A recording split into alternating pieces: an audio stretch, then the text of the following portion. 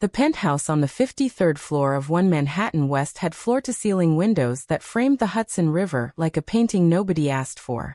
To Kim Jae-won, it felt less like a home and more like an exhibit. A display case for a life that looked extraordinary from the outside and felt completely hollow from within. At 42, the founder and CEO of Meridian Capital Group had become one of the most recognized names in American venture technology. His firm had backed 4 unicorn startups in 3 years. Bloomberg had called him the most disciplined investor of his generation. His face had appeared on the cover of Fortune twice. He had a chef, a driver, a personal security team, and an assistant who anticipated needs before he expressed them. He had not slept through a full night in 2 years. Because no amount of money purchases silence from memory. And memory, Kim had learned, keeps its own schedule entirely independent of yours. Every night, in the quiet space between exhaustion and sleep, the same image returned. Sandra's face. Not angry. Not tearful. Just that particular expression she wore the morning she walked out of their Tribeca apartment for the last time. Calm. Resolved. Like a woman who had already done her grieving privately, and was simply completing the final paperwork of a decision already made. He had stood at the window watching her climb into a cab. He had not gone after her. That was the thing about pride. It feels like strength right up until the moment it costs you everything. 3 years earlier, Kim Jae-won had been a different man. Not a better one necessarily, but a more hopeful one. Sandra Jackson had entered his life at a fundraising dinner in Washington, D.C., organized by a nonprofit focused on closing the technology education gap in underserved communities. She wasn't a donor or a keynote speaker. She was the woman running the silent auction table with the quiet competence of someone who had organized 100 events and never needed recognition for any of them. He had approached the table pretending to look at auction items. She had seen through it immediately. "You don't actually want the golf weekend," she said without looking up from her clipboard. "You're just standing here because you don't want to talk to whoever you were talking to before." He had laughed. She had smiled without making a production of it. That was the beginning. Their relationship developed over 6 months of dinners in Georgetown, long phone calls when he traveled, weekends in New York where she navigated the city with the comfortable confidence of someone who had grown up earning everything she had. Sandra Jackson was a branding consultant who had built her own client base from scratch, working out of a shared office space in Brooklyn before her reputation grew large enough to carry her anywhere she wanted to go. She was not impressed by his money. She was interested in his thoughts. For someone who had spent years surrounded by people performing interest in him, the distinction was intoxicating. They married on a Saturday in October at a small venue in the Hudson Valley. 50 guests. Real ones. For nearly 2 years, the marriage was the most honest thing in his life. Then the architecture of it was quietly and deliberately dismantled. David Park had been Kim's chief strategy officer and closest professional confidant for 8 years. They had built Meridian together from a 2-person operation in a WeWork office in Midtown to a firm managing $3 billion in assets. Kim had trusted David with information he shared with no one else, which made David's eventual betrayal so surgically effective. David had wanted equity restructuring, a larger ownership stake in Meridian's new West Coast division, being launched out of San Francisco. Kim had reviewed the proposal and declined it. Professionally. Fairly. With documented reasoning. What followed was patient and precise. Over the next 4 months, David constructed a false narrative with the care of someone who understood exactly which fears to exploit. Manufactured emails suggesting Sandra Jackson had been sharing confidential investor communications with a competing firm. Financial transfer records, altered with professional skill. Screenshots of conversations that had been carefully fabricated. He presented the evidence to Kim with apparent reluctance, with the pained expression of a loyal colleague forced into an impossible position. "I've been sitting on this for 3 weeks, David had said. "I didn't want to bring it to you, but you have a right to know." Kim had looked at the documents for a long time. He thought about the late nights Sandra spent on her laptop, the calls she sometimes stepped away to take, the moments of distraction he had cataloged in the back of his mind without fully acknowledging he was cataloging them. David had read him perfectly. He had already been looking for confirmation. David simply provided it in a format convincing enough to justify believing. Kim confronted Sandra Jackson that same evening in their apartment. He didn't approach it as a conversation. He approached it as a verdict. She listened to everything he said without interrupting. When he finished, she was quiet for a moment. Then she asked him one question. Have you considered, even briefly, that this might not be true? He didn't answer immediately. That hesitation was its own answer. She nodded once, stood up from the couch, walked to the bedroom. He heard her moving quietly for the next hour. He sat in the living room and did not go to her. He told himself he was giving her space to explain herself. The truth was he was too far inside his own certainty to climb back out. She came back through the living room before midnight with a bag packed. I'm staying at a hotel tonight, she said. I'll make arrangements from there. Sandra. Don't. Her voice was completely steady. You've already decided. I could see it before you finished talking. So there's nothing I need to say. She left. He didn't stop her. When his attorneys delivered the divorce papers 8 weeks later, she signed and returned them within 48 hours. No contestaciones. No demands. No communication beyond what the legal process required. She took almost nothing from their shared life. Just her own things.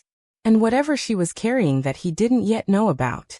The truth arrived 7 months later through a completely unrelated corporate audit that exposed David's pattern of document manipulation across multiple internal matters. The forensic accountants flagged anomalies that unraveled the entire fabrication within 72 hours. Kim terminated David immediately, filed civil suits, contacted every relevant professional organization. Then he sat in his office at 9 o'clock on a Tuesday evening surrounded by the proof of what he had done, and understood that professional vengeance was a very poor substitute for the thing he had actually destroyed. He hired private investigators. He expanded searches. He had resources that should have made finding one person straightforward. Sandra Jackson had disappeared with a thoroughness that suggested she had planned carefully and left no loose ends. For 2 years he found nothing. Until a Thursday evening in October in Chicago changed everything. The Midwest Technology Leadership Forum was held annually at the Intercontinental Chicago on Michigan Avenue. It was the kind of event Kim's position required him to attend regardless of his personal interest, which on this particular evening was approximately zero. He moved through the reception with the practiced efficiency of someone completing a professional obligation. He shook hands. He deflected partnership pitches politely. He checked his watch twice. He was 40 minutes from a reasonable exit when something stopped him. Near the corridor leading to the event's administrative offices, a woman crouched beside a small boy who was sitting on a bench with a stuffed bear in his lap. The boy was animated about something, gesturing broadly.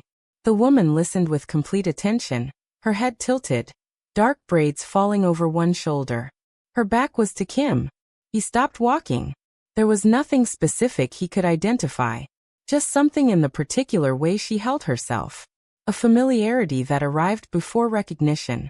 Then the boy said something that made her laugh. Kim's next breath didn't come properly. He knew that laugh. He had heard it across restaurant tables, and through the wall of their apartment on Sunday mornings, and in the passenger seat of cars on long drives upstate. He had spent 2 years in a city full of laughter and heard none of it. He knew that laugh. She stood as he moved toward her. Turned, perhaps sensing someone approaching. Their eyes met across 15 feet of carpeted corridor. For a full second, neither of them moved. He watched recognition cross her face, followed immediately by something that knocked the breath out of him completely. Fear. Not surprise. Not discomfort. Fear. Her eyes dropped immediately to the boy beside her. She stepped directly in front of him. That movement. Instinctive. Protective. A mother placing herself as a physical barrier. Sandra. She didn't respond. She gathered the boy up in one smooth motion. The child laughed and grabbed her shoulders, apparently accustomed to sudden departures. Sandra, wait. She was already moving. Through the corridor. Toward the service exit. Away from him with the focused urgency of someone who had thought about this moment and prepared for it. He followed to the exit. She was already across the loading area, reaching a dark blue SUV that appeared as though it had been waiting. She secured the boy in the back seat. Climbed in. The vehicle moved before the door was fully closed. Kim stood at the service exit in his $4,000 suit watching the SUV merge into Michigan Avenue traffic. He stood there for longer than he would ever admit. The boy had turned as Sandra Jackson lifted him. Just for a moment. Just long enough. His eyes. The structure of his face. Kim pressed one hand flat against the door frame. The boy couldn't have been older than 3. His head of security answered before the second ring. Kim's instructions were measured and precise. Footage from the Intercontinental Chicago. The dark blue SUV. License plate. Traffic camera routing through the city. He wanted a residential address, and he wanted it treated with absolute confidentiality. He had it by 2 in the morning. The file his team assembled over the following days was thorough. Sandra Jackson had built her life in Lincoln Park on Chicago's North Side. She had re-established her branding consultancy. Smaller than before but with a reputation she had rebuilt client by client. She worked from a home office in a brownstone apartment. She had a small but loyal client roster, mostly independent businesses and non-profit organizations. She charged fair rates. She delivered exceptional work. Her clients referred her without being asked. The boy's name was Marcus. Kim stopped reading when he reached that. He sat with it for a moment. She had named their son Marcus. Not after David Park. Not sarcastically. Marcus was her grandfather's name.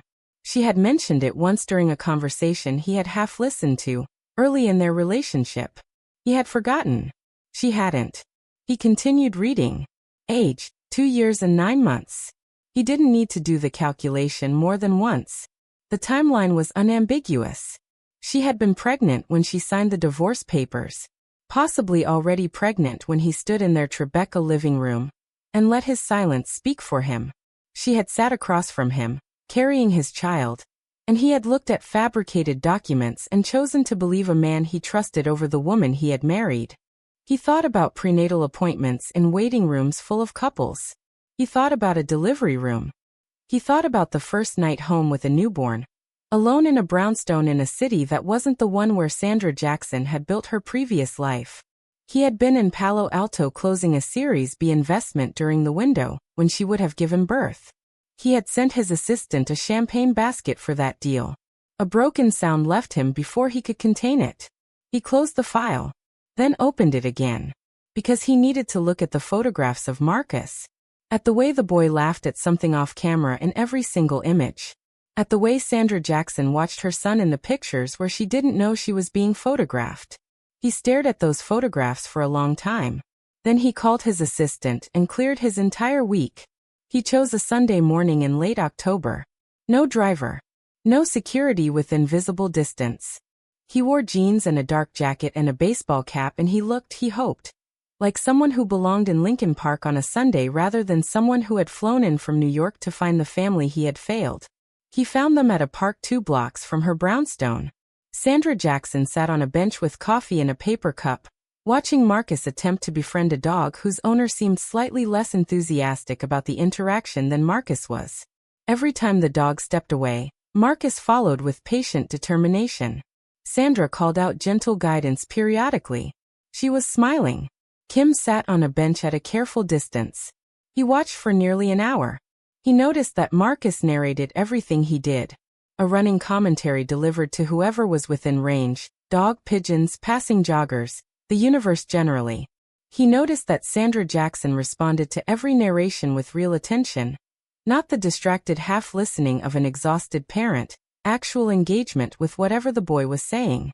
He noticed the moments when she looked tired. The subtle shadows that lived beneath the warmth of her expression. She was doing this beautifully. And she was doing it alone. And it was costing her something every single day.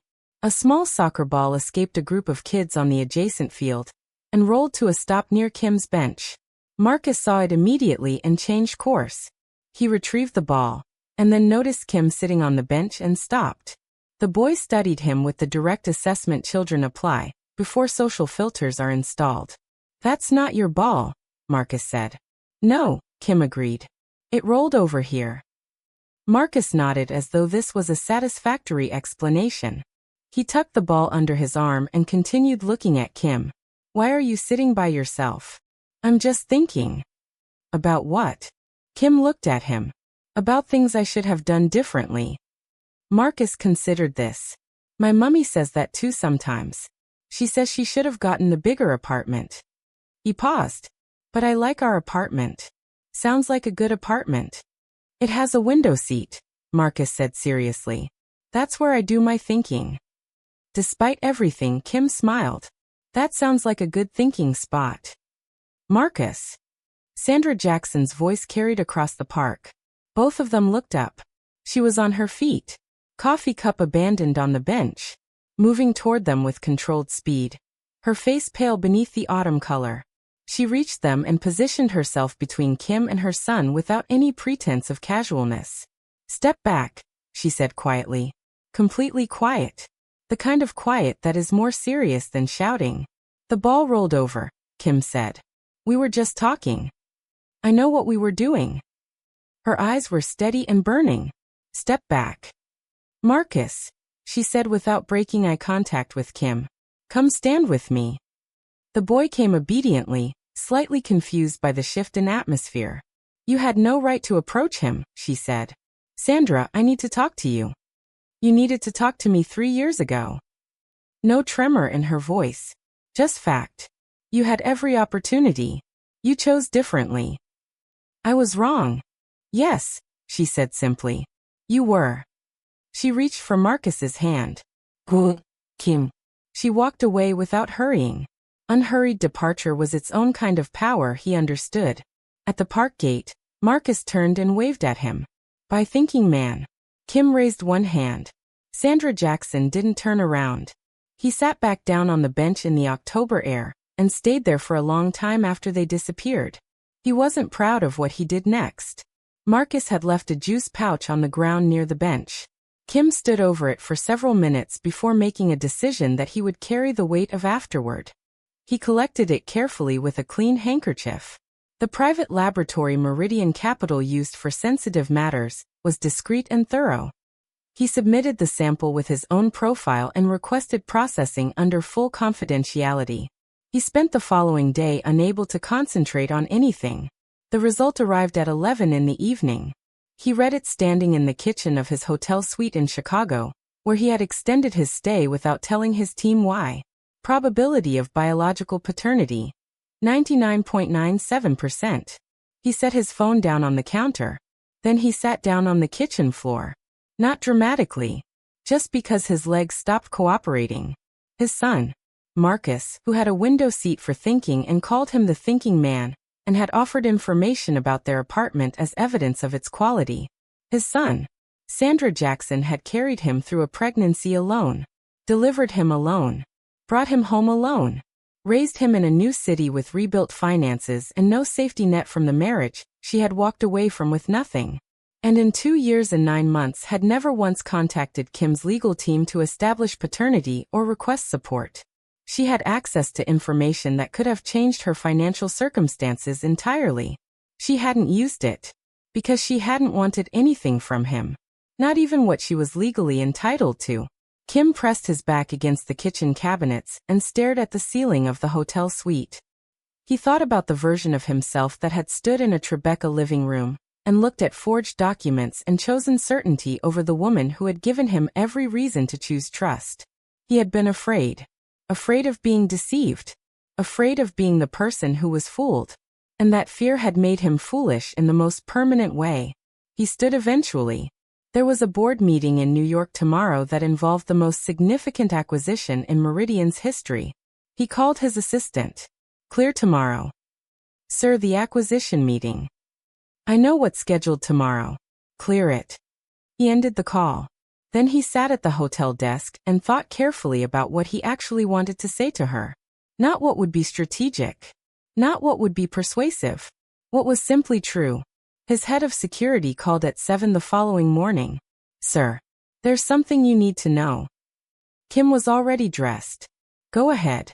Miss Sandra Jackson visited O'Hare yesterday afternoon. She collected 2 tickets. A pause. One way. Chicago to Atlanta with onward connection. Kim went very still. When does the flight depart? Tomorrow morning at 6:45. Another pause. Sir, she also gave notice on the brownstone lease last week. Our team reports she has been packing the apartment for several days. The call ended. Kim stood at the hotel window looking out at Lake Michigan in the gray morning light. She had seen him at the park. She had understood that he had found her. And she had done exactly what he had feared she would do. She was disappearing again. If she boarded that flight, she would vanish into a city he wouldn't be able to narrow down. She was smart enough to buy onward tickets after Atlanta. She was disciplined enough to leave no trail he could follow. He had a boardroom full of executives waiting for a signature that represented $4 billion, and the largest deal of his career. He picked up his jacket and walked out of the hotel room. His team had arranged a conference room at the Chicago Meridian office on Wacker Drive for the board meeting, conducted virtually with the New York executives to avoid him having to fly back for the signing. The screens were live when he walked in. 12 faces from New York and London, and one from Singapore. His legal director had the contracts ready on the table. Chairman Kim, his CFO said, "We're ready to proceed." Kim sat down. He looked at the contracts. He thought about Marcus sitting on a park bench in October telling a stranger about his window seat. He thought about Sandra Jackson in a delivery room. He thought about 2 years of searching and one chance to get this right. "I'm not signing," he said. The conference room registered this slowly. "I'm sorry," his legal director said. "The acquisition. I'm withdrawing from the deal as structured." He kept his voice even. "If there's a restructuring that works for all parties, explore it. If not, manage the penalty costs from my personal accounts." Kimu. His CFO leaned toward the camera in New York. "This deal is worth. I know exactly what it's worth." He stood. "And I know what it isn't worth. Handle it." He walked out before anyone recovered enough to follow. Downstairs he took his own rental car. He drove north on Lakeshore Drive with the focused urgency of a man who had, for the first time in years, a destination that actually mattered. He saw the moving van from the end of the block. It was parked outside Sandra Jackson's brownstone on the Lincoln Park Street with the rear door open. 2 men were carrying boxes down the front steps. A suitcase and several bags were stacked on the sidewalk. Sandra Jackson stood beside a rideshare car with her phone in her hand, checking something. Marcus was beside her in a small puffer jacket, his rocket backpack on, watching the movers with tremendous interest. Kim parked and got out. She saw him before he reached the sidewalk. Her expression moved through several things rapidly, then settled into something firm and braced. "Kim, please don't get in that car. You need to leave," she said. Low. Controlled. "Sandra. I mean it. Whatever you came here to say, I've already thought through every version of it, and the answer is no." She glanced at Marcus and then back at Kim. "We're leaving." "I know," he said. "That's why I'm here." She said nothing. "I walked out of a $4 billion acquisition meeting this morning," he said. "The deal is probably dead. My board is furious. I don't care about any of it." She looked at him steadily. "That's supposed to impress me?" "No." He shook his head. "It's supposed to show you that I finally understand what the hierarchy actually looks like." He took a breath. "Business first was the operating principle of my entire life. And it cost me my family. I'm done operating that way." Sandra Jackson was quiet. "Mummy," Marcus said. He was looking at Kim with curious attention. "Is that the thinking man from the park?" Sandra Jackson looked down at her son. Something moved across her face. "Yes, baby." She exhaled slowly. "That's the thinking man." Marcus addressed Kim directly. "You found us." "I did," Kim said. "Were you looking for a long time?" 2 years. Marcus processed this with a child's straightforward seriousness. "That's really long." "It is," Kim agreed. "Marcus, sweetheart," Sandra Jackson said quietly. "Can you go stand with the nice mover for a minute? The one with the blue jacket." She pointed. "Tell him I said he can take a break." Marcus accepted this assignment with enthusiasm and headed toward the moving van. Sandra Jackson turned back to Kim. For a moment she simply looked at him. Really looked. The way she used to in the early days when she was deciding whether he was worth trusting. "I know about the DNA test," she said. He didn't flinch. I know that was wrong. It was a violation. Yes, he agreed. It was. And I did it because I needed to know the truth, which doesn't make it right. He held her gaze. I should have come to you directly. I was afraid you'd disappear before I could say what I needed to say. I almost did anyway. Almost. He glanced toward Marcus, who was explaining something with great energy to the mover in the blue jacket. Sandra, I'm not here to claim anything. I'm not here with lawyers. I'm not here to make demands or threaten a custody filing, or any of the things you're probably bracing yourself for. Her jaw tightened slightly. I'm here because I was wrong. About everything. His voice was rough but steady. David fabricated every piece of it. I found out 7 months after you left. I dismantled him professionally, and it meant absolutely nothing because the damage was already done. She looked away briefly, toward Marcus. I sat with documents that were lies, Kim continued, and I chose to believe them over everything I actually knew about you. Not because the evidence was so overwhelming. Because I was afraid of being made a fool of, and that fear mattered more to me in that moment than you did. He exhaled slowly. That is the truth. I don't have a better version of it.